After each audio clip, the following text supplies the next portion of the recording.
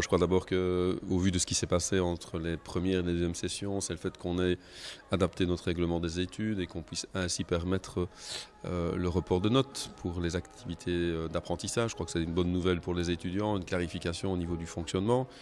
Une deuxième chose qui va bien dans le sens de l'innovation, la créativité, l'esprit d'entreprendre, c'est le fait qu'à partir de cette année, nous reconnaissons officiellement le statut d'étudiant entrepreneur et pas uniquement dans des projets de type industriel ou privé, mais dans tous les domaines. En cette séance de rentrée académique, Helmo a souhaité inviter M. Maystadt. Pourquoi ce choix? Pourquoi cet invité pour la rentrée académique de Helmo?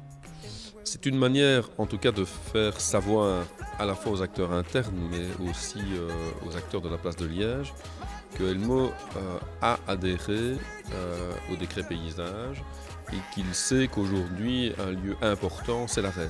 Ce n'est pas la première fois que je viens à l'Helmo, donc j'avais un bon souvenir et donc j'ai accepté bien volontiers de venir. Mais cette fois-ci, on m'a demandé de parler comme président de l'ARES, l'Académie de recherche et d'enseignement supérieur, ce qu'on pourrait appeler la coupole qui supervise les universités et les hautes écoles pour les aider à collaborer. Avec probablement une idée essentielle qui est le dialogue entre les hautes écoles et l'université. Je pense que c'est un des défis majeurs des années qui viennent. Loin d'être dans une dynamique de rapprochement des institutions, c'est plus dans une dynamique de collaboration et de coopération entre les institutions. Et le message que j'ai essayé de faire passer, c'est que je pense que pour une bonne part, l'avenir de notre société se joue dans l'enseignement supérieur. Pourquoi? Parce que pour une économie avancée comme la nôtre, notre seule chance de garder notre place dans une économie mondialisée, c'est de rester à la pointe dans un certain nombre de domaines. Et pour cela, nous devons augmenter notre capacité d'innovation. La RES, c'est une jeune institution. La première année, il a fallu mettre les choses en place. Ça peut paraître compliqué, mais je rappelle que la RES remplace 7 structures qui existaient auparavant et qui ont été fusionnées dans la RES. Donc, si on fait une comparaison avec la situation antérieure, il ne faut jamais perdre cela de vue. Alors, c'est vrai que c'est un mécanisme lourd, ça prend du temps. Pourquoi?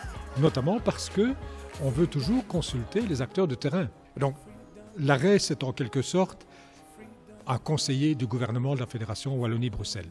La RES doit remettre des avis, et parfois ce sont des avis conformes, c'est-à-dire que le gouvernement doit suivre l'avis. Et donc, nous devons remettre des avis sur des questions importantes pour l'enseignement supérieur. Alors, dans mon discours, j'en ai indiqué un certain nombre. Il y a certainement la question du refinancement de l'enseignement supérieur.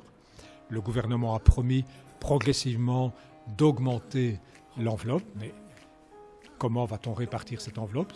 C'est une grosse question qu'il faudra discuter à la RES. J'ai également indiqué comme enjeu toute la question de la formation initiale des enseignants, notamment du fondamental et du secondaire, parce que c'est la base pour permettre à un plus grand nombre de jeunes d'accéder à l'enseignement supérieur.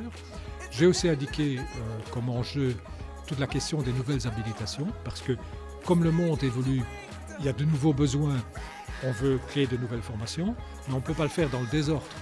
Il ne faut pas que dans chaque établissement, on veuille au même moment lancer la même formation. Donc, il faut mettre en place une procédure, ce que nous avons fait. Alors, j'ai aussi indiqué un enjeu auquel, personnellement, je suis assez attaché, c'est la formation en alternance, qui, comme c'est le cas dans d'autres pays, doit vraiment devenir une filière de premier choix.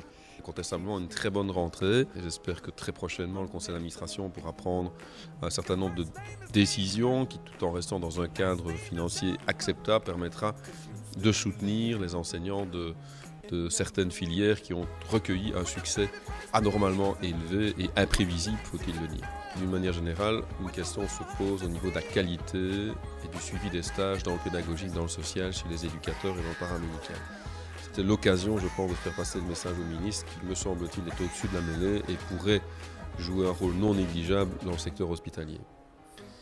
Deuxième message qui était important et qui a été soulevé par plusieurs acteurs, c'est incontestablement la question du financement des hautes écoles. 20% d'étudiants en plus en 6 rentrées académiques, 15% de moyens en plus. Chacun aura compris qu'on a donc 5% de moyens en moins. Et quand on est dans une enveloppe fermée et que chaque partenaire voit son nombre d'étudiants augmenter, il faut, et je le regrette, il faut essayer d'augmenter plus vite que les autres. Et donc nous sommes effectivement dans un système de concurrence entre les différents établissements. Une concurrence que j'oserais peut-être appeler jusqu'à un certain point relativement stérile. Et c'est en ça qu'Elmo a un point de force, c'est un pôle de convergence pour les étudiants, il y a un certain succès. Et je crois que la difficulté majeure pour les autorités, c'est de pouvoir répondre à l'encadrement des étudiants. Gérer la croissance n'est pas facile, mais je préfère gérer la croissance que gérer la misère.